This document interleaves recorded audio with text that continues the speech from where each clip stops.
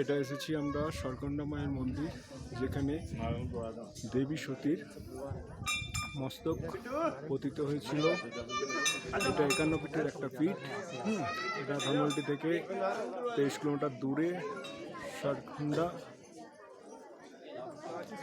মাতার মন্দির অবস্থিত। একটি পাহাড়ের একদম শীর্ষে, অসাধারণ সুন্দর।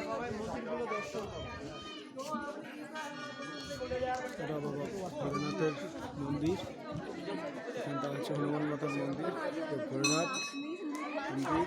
এটা হচ্ছে মায়ের হোমকুণ্ড। অসাধারণ ভিউ পাহাড়ের মাঝে।